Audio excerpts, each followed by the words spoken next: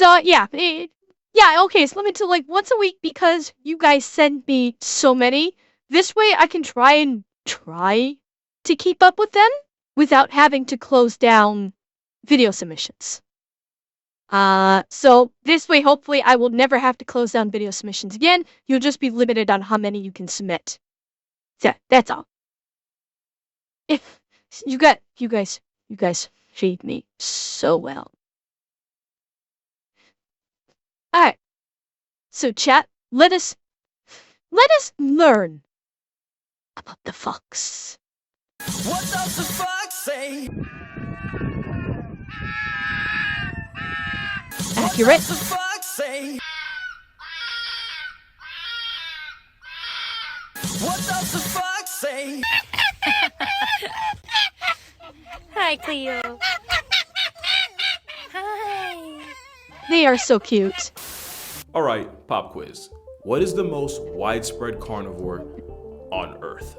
Out of all of those animals in the world, which one managed to spread further and thrive in more places than any other? This isn't rhetorical, by the way. Comment your answer. I'm actually curious. All votes in? Okay, good.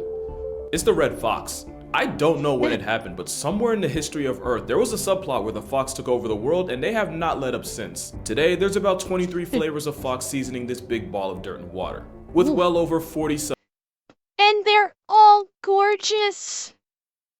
Like, okay, I know they're wild animals, but they are so cute. Foxes are so fucking cute. I would love to have one as a pet. Even though I know they're wild animals and they make absolutely horrible pets. I very words. subspecies on their roster, and they are everywhere. From griefing gardens in the suburbs, to pickpocketing polar bears in the north, to murking koalas in Australia. Trust and believe we gonna get to that. You can find some Volpe's variant virtually anywhere in the world that isn't the ocean or Antarctica. I don't believe so, The biggest flex Tornado. of the foxes is the red fox, despite being in the weight class of Yeah, and enemy guy, you're right. Coyotes, I think, are right behind foxes Why do you think in terms fox of girls most are so prevalent. popular? Well, I know, Tysel. Like when I was choosing my model, it really was up in the air for me if I wanted to do cat or if I wanted to do fox. It absolutely was up in the air for me which direction I wanted to go. And I thought, well, there's already too many popular foxes. And honestly, I don't think that there were many cat girls. Foxes kind of have taken over. Like foxes have really exploded in the VTuber community. And so there's not as many cat girls. So that's why I ended up going with cat girl instead of fox girl.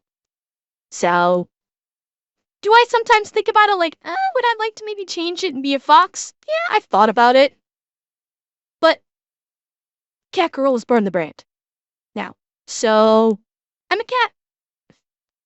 a small dog, no other mammalian carnivore owns more real estate. And even though they're invited to the carnivore cookout, technically they're omnivores, which means they eat, and I do not say this lightly, everything. Rabbits, rodents, birds, frogs, worms, fish, crabs, clams, insects, lizards, eggs, fruits, plants, garbage, cat food, dog food, carry-on, and I don't mean the bag, and actual feces. Literally their whole meal plan is, if it doesn't kill them first, they'll eat it. Foxes are also able to exploit the Earth's magnetic fields in order to catch bodies. You've probably seen this thing foxes do where they'll swan dive into a pile of snow. So cute. It's called mousing, and foxes are able to use magnetic fields. Okay, wait. Because the way I always understood this is their sense of smell was so keen they could actually detect the prey burrowing in tunnels underneath the snow. And that's why they would dive for it. It's a little bit of both. Okay. Is this kind of internal GPS, and they cross-reference that with a broken sense of hearing to figure out exactly where their target is and exactly where a landing point will hit. Foxes pretty much have a real-life wall hack, and they're one of the few animals to hunt like this. They're also smart enough to memorize the migration patterns of certain species of birds, meaning they know the exact time to pull up for free and easy protein. Foxes also managed to figure out the same with some turtles, since timing it right after they lay their eggs and peace out means low-effort omelets. Call that over easy. And arguably, no place has foxed around and found out more than Australia. Because way back in the 1800s, Europeans airdropped red foxes to the land down under for the sport of fox hunting. Evidently, the foxes weren't about to go down like that. To the point where a couple years ago, it's estimated that over 7 million foxes exist in Australia as a perpetual middle finger to the settlers that thought they'd be light work. And you know what? There's a similar story to this in Newfoundland. Because moose are prevalent in Newfoundland, in Canada. Moose are like a very serious problem. That they have like annual moose hunts in Newfoundland every year to cull the population. Because I forget who it was, but moose were actually brought over to Newfoundland for the purposes of, I can't remember if it was hunting or what the rationale was, why they brought it over, and then the population exploded in Newfoundland. And that's why there is just so goddamn many in Newfoundland, and why they have annual hunts, like lotteried hunts every year for moose. Because like they will just wander around on roadways, they wander around through cities. There's a fucking lot of them. And like it would be easy to think, oh, moose have just been all a part of Newfoundland from the very beginning. But they weren't. They were actually brought over and introduced to the ecosystem, and now they can't get rid of them. So, yeah. So very similar in nature to the foxes with Australia. Moose meat's fine, Canito. It's not my favorite cut of meat. Moose meat is a bit gamey. It's not bad. It's perfectly decent meat. It's not I prefer beef over moose. But that's just my personal taste. I know a lot of people like moose. A lot of people really like moose meat. I'd say that's a fair way to put it, anime guy. I've never had it in stew. I just had it as just a piece of meat on a plate. I don't think I've had moose burgers, but yeah, it's a little gamey, so it's very similar to like elk or reindeer, which are also in Newfoundland. It's similar to that. Leo, you just said it. That is the plural of moose. Haha. Some unhinged foxes even learn to climb trees in order to snatch baby koalas and sugar gliders, proving that any animal that gets introduced to Australia will inevitably become a problem. And now, foxes and feral cats are like the Kobe and Shaq of putting native Australian animals on a shirt. That ability to adapt means foxes are one of the very few predators that do better in cities. Not as well, not almost as well, no, better. Today, the highest density of foxes living in Britain are shacking it up in the city. In some neighborhoods, you'll find twice as many fox families than you would in the countryside, and 200 times as many than in some desolate moors. And that makes sense. Because, given how fox are omnivores, they'll literally eat fucking anything. They have a much more ready food source in cities with garbage than they do out in the wilds. They basically, like, the cities are one giant goddamn buffet to foxes. So yeah, of course there's gonna be a hell of a lot more in the cities than there are out in the wilds. And even though they get straight up bullied by bigger canines, foxes don't rely on a pack structure the same way wolves do. And they have enough pretty privilege to dodge the smoke everyone seems to have for coyotes. It also helps that they're nocturnal and move like introverts. Mama fox will go out of her way to clean the den area so well that the average person can walk right past it and not even realize there's a whole family underground. And just like with birds, foxes will study and memorize the schedule of humans in the area and only come out when it's least active. They'll even take advantage of garbage schedules so they know exactly when to come root through your trash. And they'll even take...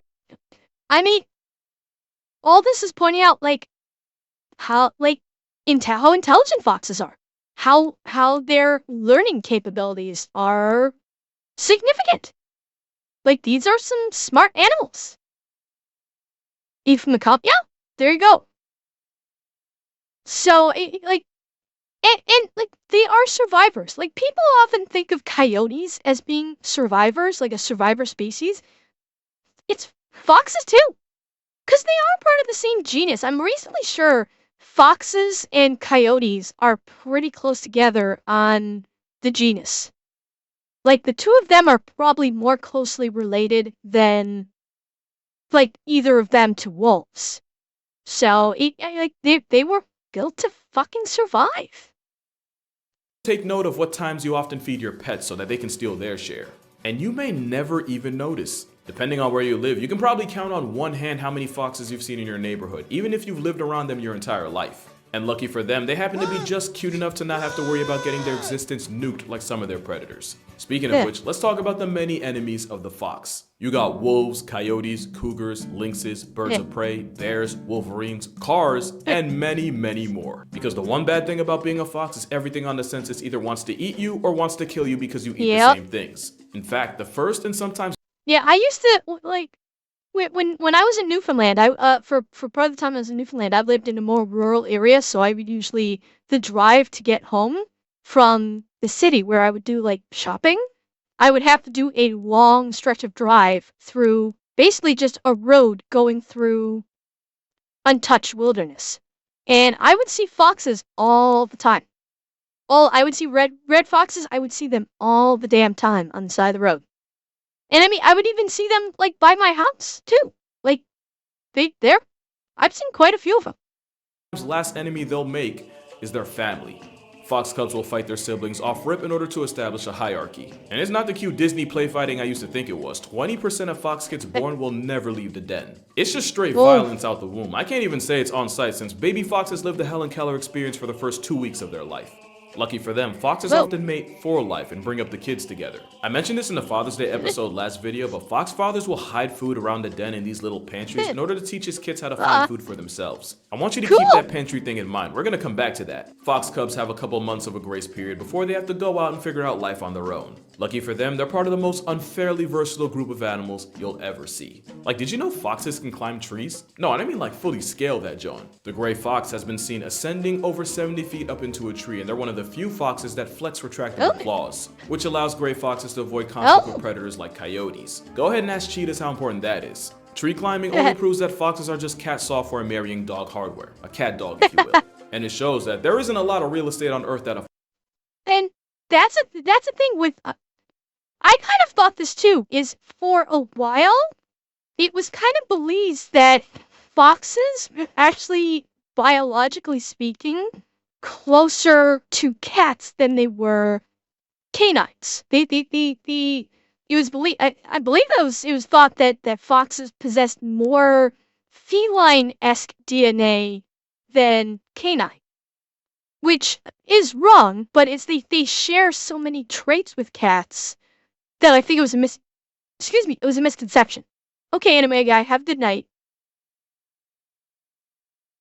That like I've heard that like in discussions that I've had with people, it's been thought that they did. I don't know if it's so much they had more like DNA traits from cats, but it's because they exhibited so many behaviors and so much capability like a cat that it was believed that they had more in common ancestrally wise with a cat or with a feline versus a canine.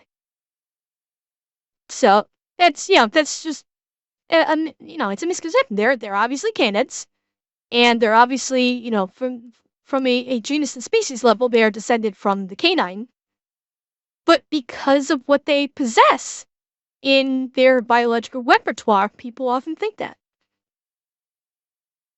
Okay, Destor, have a good night. fox can't claim. And no fox proves this more than my personal favorite, the Arctic fox. Because this igloo puppy has zero business surviving out here. Not only is it cold enough to get one shot by wind, the Arctic fox also has ops like wolves and polar bears to worry about. And since pretty much anything goes in Satan's ice ring, both of them will not hesitate to eat a fun-sized fox. And it really be your own kind, since another unlikely menace to an ice fox. Okay. These things are so fucking cute. I want to grab one and just snuggle it. Right now. I want to snuggle this little guy. Right now. So bad. I want to grab it and hug it and squeeze it and cuddle it until it dies. The ears, the fucking face, the fluffy little body. It's so cute. It is so cute and fluffy. Fox's life is the red fox. Because as small as they are, the red fox is still 2 to 3 times bigger than their snowy cousins. And yes, red foxes will 100% murk and eat their weaker relatives if it means surviving. So you think it'd be curtains for any pint-sized predator that even tries out here? Well, about that. Don't think for a second Arctic foxes don't have their tricks too. They'll strategically follow polar bears for miles just to clean off whatever they don't finish. We're talking about a house cat-sized fox slipping food from the literal biggest land predator on the planet, while also managing to stay far enough to avoid getting their consciousness confiscated permanently. These baby-faced survivors will even resort to scavenging the polar bear's food, except after it's already been digested and taken the south exit. Yeah, they're a different kind of potty mouth. But the Arctic fox has a secret to never having to miss a meal. And, okay. He's talking about like, oh, it's so incredible that foxes will eat literal shit. Chat. Dog owners in chat. How many of your fluffy, wuffy, wonderful little lifelong companions has eaten its own shit? Okay. So, I mean, Casual's talking about how this is like, they like so incredible that they'll eat shit. This is actually a freaking common. It really is common for canines to eat literal shit. So that this part is not so much maybe for people who've never seen this or known about it or experienced it, they'd be like, oh my god. But it's like, if anybody has ever had a dog, a dog will eat its own shit. These Q-tip terriers have a pantry system where they'll bury any extra food in a network of underground dens, which can stretch across 20 miles. And it's these food supplies that keeps the Arctic fox's pulse going in the dead of winter. There was even one time where researchers uncovered a fox cellar containing 38 birds, 4 rabbits, and about a dozen eggs. Oh, it's hoarding on 1,000, but it's what keeps them Euro-stepping death and ghosting the Grim Reaper. This cotton-colored canine has one more trick too. Coming in all white helps the glacier jockey cosplay as a snowdrift in order to avoid predators. But once the sun finally makes an appearance like an absentee father on tax day, the longer daylight triggers hormonal changes that causes them to change coats. They go from whiter than a party in the Hamptons to a thinner coat that matches the tundra the Arctic turns into. And it's all these abilities that allows the chameleon of foxes to live in one of the most unlivable places on Earth. And so does the smallest fox in the world. On the other side of the spectrum, the Fennec fox survives in a very different kind of desert. It's the smallest canine in the world and could probably get bodied by a chihuahua. Those massive ears are good for 3 things: increasing their overall surface area to help keep them cool. Okay. This thing is adorable. This thing is so goddamn cute. I want it. I want one of these little guys. And you know what? It probably has a better temperament than a fucking chihuahua. It's smaller than a chihuahua and has a better temperament. I want one. I want one. I hope it hears me. Come here, Fox. Come here, little Foxy. Come here. Come here. Come home. Come home with me. The same way elephant ears do, helping them pinpoint the insects, lizards, and rodents on its grocery list even while they're underground, and for looking absolutely adorable doing it. Like I said, foxes are broken, especially since Fennecs can live off the moisture they get from food and by licking the dew from their dens. Not only that, but their kidneys are actually designed to function off very little actual water, making this travel-sized fox one of the few animals able to survive in the desert without drinking actual water. And as a human, you tap out from life after about 3 days of a water fast. In fact, where the Fennec fox may never have to drink at all, the average adult should drink about 48 ounces a day. That's just over 2 of these, which can often feel like a chore, but Arup's flavor pods makes it way easier. These pods actually manage to trick your brain by using scent flavors traveling to your brain to replicate the taste of whatever pod you chose. Whole time you're just drinking plain water. Just I've fill the also bottle heard up, pull the pod these to are activate not the flavor, great. hold the bottle up right in. Yeah, that's I've heard that these My Arups personal were not favorites very good. mango passion fruit, but you have a variety of options like watermelon, peach, cucumber, Canine orange, is the apple, common clade and a bunch between more. canine And again, there's and no calories, full no cream. sugar. It's just Well, you yeah, gaslighting your brain. Tornado. Since Oh yeah, about we knew 80% that. of taste is actually We dependent knew on that. smell. Now, I've never had a problem drinking enough water, but after deciding to try to cut down on sodas and juices, I can honestly It doesn't say work for you at all, Arups come in Dre. clutch more than a few I've times. heard that, You know like, this I isn't saw just an like ad. I literally tell y'all to drink water in every single video. I And saw now something can where they help with tested that. it and So they make said sure it you check tasted out Arup and their exactly when they had one. Use the code CASUALGEO15 for 15% off. And like always, make sure y'all staying hydrated out there. Hydration isn't a problem for a pocket-sized sand pup. Oh, and by the way, since their kidneys are always on desert mode, Fennec's fox pee is super concentrated and smells like pee-pee le pew. And since foxes will pee on any surface, 2 hours with a Fennec under your roof and your house will smell like a skunk orgy. So yeah, don't be confusing them for good pets. You shouldn't confuse them for a pale fox either. That's offensive to them. They look similar, but the pale fox is slightly bigger, has a smaller range, and is overall the less clouded dupe of the Fennec. And if you take a quick trip a couple hundred miles down south, you'll find the bat-eared fox. Unlike the rest of the fox family, their meal plan... Okay, chat. Take away the tail and tell me these guys don't look like hyenas. Especially with the ears. Tell me these do not look like hyenas right now. Yeah. They do. Like the coloring on the legs, the coat, and then the coloring on the ears. Really? You think they look like raccoons? Really? Maybe a little bit. Maybe a little bit. Well, yeah, obviously, the skeletal structure is off Cortanus. I mean, I'm not saying you wouldn't mistake one for a hyena, but I'm talking like the coloring on their coat, the legs, the snout, the interior of the ears, like all has distinct hyena like flavor to it. The coat, it's not speckled, but I don't know. Contains almost entirely insects, with most of their protein coming from termites. Those satellite dish ears allows it to eavesdrop on termite affairs before it packs them. They've even gone ahead and... The dog test failed successfully. Yeah, it is. But they still look adorable. Those satellite dish ears allows it to eavesdrop on termite affairs before it packs them. They've even gone ahead and invested in extra teeth to help with their termite terminating tendencies. Bat ears also acts on fox-like by living in packs, usually made of a mating pair and their children, kind of the same way wolf packs work. It's like a fox that slept through the lecture on how to fox 101, which actually makes a lot of sense since technically bat-eared foxes aren't true foxes. There are 12 species that earn the title of true fox, and 4 of them we've already mentioned. The red fox, the Arctic, the Fennec, and the pale fox. Another true fox is the Tibetan fox. No, I'm serious. Okay. Ah! He is so fucking done with this shit right now. He is fucking done. I bet it is real. But yeah, this is the fox that he don't give a fuck. No, he doesn't look derpy. He just looks like, dude, I'm done with your bullshit. That's exactly what they look like. Like a reborn human realizing reincarnation ain't always sweet. Or like nature got drunk and tried redrawing foxes strictly from memory and then uploaded it as a dare. It's the only animal able to side-eye you while looking you dead in the face. A picture's worth 1,000 words, and every image of a Tibetan fox tells a story of apathy, indifference, and a splash of contempt. Now you might be wondering why this fox looks like an AI-generated Renaissance painting. Some say it's to help them cope with a windy environment. Some say it's because their skulls are specialized for carnivory. I say God or nature, whoever did this to them, has a twisted sense of humor. Evidently, the Tibetan fox.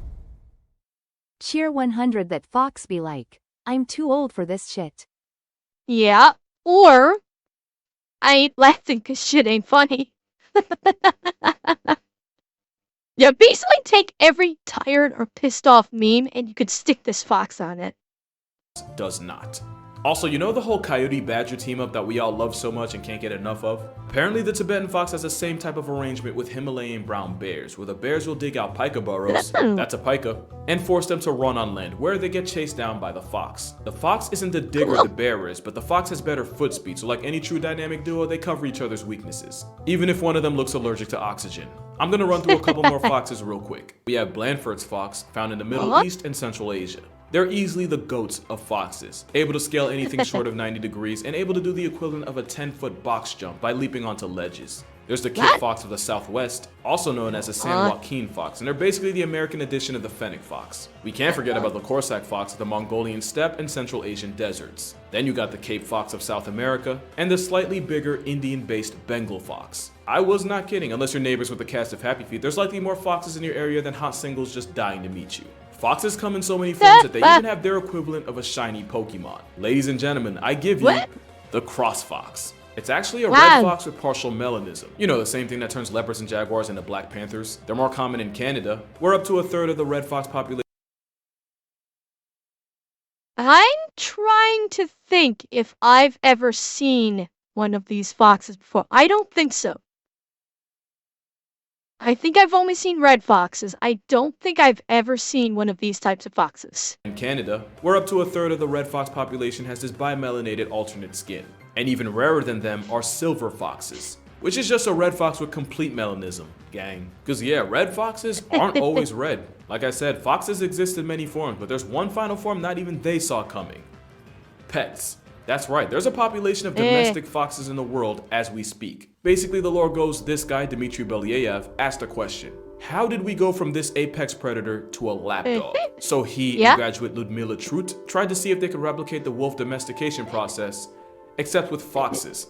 They created a fox farm with 100 vixens and 30 males, and which foxes got to mate depended on which ones were the most tolerant of humans. The most human-friendly foxes fornicated, and this process repeated itself with the next generation. Essentially, they were selecting for traits that would make them the most fit for human companionship. And as the experiment wore on, the foxes went from not fearful of people, to tolerant of people, to actively seeking out people. Later generations would develop an affinity towards humans, sniffing and licking people, and even replacing the aggressive yips and shrieks with more passive whimpers and pants. But what we weren't expecting was, as their personalities and attitudes towards people changed, so did their bodies. The more people-friendly foxes sported droopy ears and curled up tails, which is pretty different from the upright ears and downwards pointed tails of their. Not to mention the tame foxes even had less vertebrae in their tails. Oh. But, okay. They're saying like this is a surprise, but realistically speaking, this shouldn't have come as such a surprise. Realistically speaking, especially for a scientist, this should not be surprising. After all, dogs, no, it's not a genetic defect, baby Divas. Look at what happened when they domesticated wolves, and domesticated wolves became dogs. The same fucking traits happened across many of the canine species. You got the droopy ear, like obviously some dog breeds, like the Spitz breed, still had the pointed ears like the wolf. Like some of the dog breeds maintained wolf traits. Huskies, Malamutes, some of the shepherds maintained some of the wolf traits with the triangular ears that are erect and didn't flop. But many dog breeds did get the droopy ears, the curled tail. So history has shown us this happens with canines when you domesticate. So realistically speaking, foxes are canids. So realistically, this is kind of an expected change in the physical features of domesticating foxes like this. And I would say that the reason for this is, again, it's through genetically learned behavior. The floppy ears and the curled tail, to the human eye, I would say, is more appealing. It is more appealing because it makes them look more innocent. Especially now that we have domesticated canines, we view droopy ears and curled tails as appealing and cuddly. And so the foxes would go through a similar, over time, through basically breeding manipulation, it would become essentially a genetically learned behavior in that respect. And because they're also canids, they're replicating what happened. So not only is the experiment replicating how wolves became dogs, biologically speaking, it's also replicating the process of wolves becoming dogs. So it honestly, especially for a scientist, this kind of a development should probably not have been surprising and even expected. Because you're talking about fundamentally, you're talking about extremely similar DNA. And so you change the behavioral patterns, you specifically breed for domestication, you should expect these same physical changes. The ears and curled up tails, which is pretty different from the upright ears and downwards pointed tails of their wild cousins. And after decades of successfully playing God with foxes, we Correct, Robospartan. Cats only meow at humans. They do not meow at each other. They make much different noises. And I think, if memory serves, that became a learned behavior to... I could be mistaken on this. I thought it was a learned behavior by cats over many generations to essentially try to mimic the sound of a baby. Because cats learned that when a baby cries, humans will drop everything to give it attention. And so cats, I think, learned this behavior and essentially become a part of their genetics, honestly. I mean, it's kind of a genetic thing at this point. So it started as a learned trait and is evolved into like a genetic trait over countless generations of the, yeah, it's supposed to be instinct. So that it's kind of genetic. It's in the brain. So it's that is another thing that has evolved over countless generations of breeding, of having domestication, that they adapt to humans in that way. Yeah, exactly. Yeah, and with the cat ladies, that part with the woman in question, their brain triggers probably, I think, their brain chemistry and their neuron firing is probably heightened for whatever reason for a baby cry. So when they hear a cat meow, it triggers that maternal instinct to a much higher degree. Leo, I have visible teeth. See? I have visible teeth.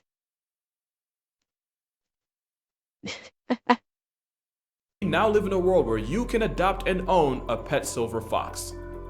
Now here's a part of the video where I tell you why you ain't ready for that. They poop and eat everywhere, and there isn't a surface in their house they can't get to. You little shit. They scream, especially at night. You'll be finding out what the fox says while you're trying to count. Cats as pets for about 2 to 3 centuries, while dogs, since the dawn of man. You sure it's 2 to 3 centuries? I feel like it's longer than that, Robospartan. Cats have been domesticated, I want to say, since like the 1400s.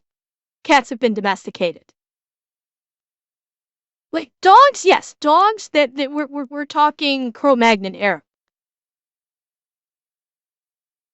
As actual pets. Okay, so okay. Yeah, I mean, yeah, exactly. Yeah, but cats have been domesticated.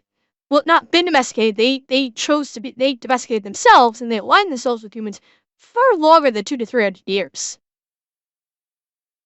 Yeah, it's not. Yeah, they've been like, yes, dogs / wolves have been domesticated longer than cats have, but cats they've been domesticated for many years. Like, I think domestication in the way that you are viewing it, whereas commonly kept in the home, I could see like starting in the 13 or 1400s perhaps. That I could see. But cats being around humans and being a part of human civilization, that's been thousands of years. Where they were actively sought after as pets as a common practice, maybe in the last 400 or 500 years. So it's like with cat domestication, it's almost like 2 different levels of it. So yeah, you can look at it that way. It's like 2 different levels of domestication with cats. Not to mention you're probably gonna sacrifice furniture for their happiness. That combination adds up to a good chance you're up at 3 a.m. cleaning fox feces off the top of your fridge while cursing yourself for not just getting a hamster. You can probably find a way to make it work if you do the research and you're committed enough, but, and I'm gonna say this as many times as it's applicable, if you're that willing to sacrifice your sleep, sanity, and social life for a screaming, pooping deratio of a creature, just have children. Because foxes are great wild animals, but they can really be some mid-as-hell pets. But that's gonna do it for this video. Friendly reminder that I do have a book out. It's called 100 Animals That Can, Redacted, Kill You. Link in description if you're interested. Shout out to Arab for sponsoring this video. Shout out to you all for watching this video. Drink water, wear sunscreen, touch grass, hug your My parents, cat's and I'll jealous. see She's on my y'all desk. in the next one. Oh yeah, and happy birthday to me. Aw. Are you my porky potato? Are you my porky potato? Hi. Hi. Oh my gosh. Might now, bitch.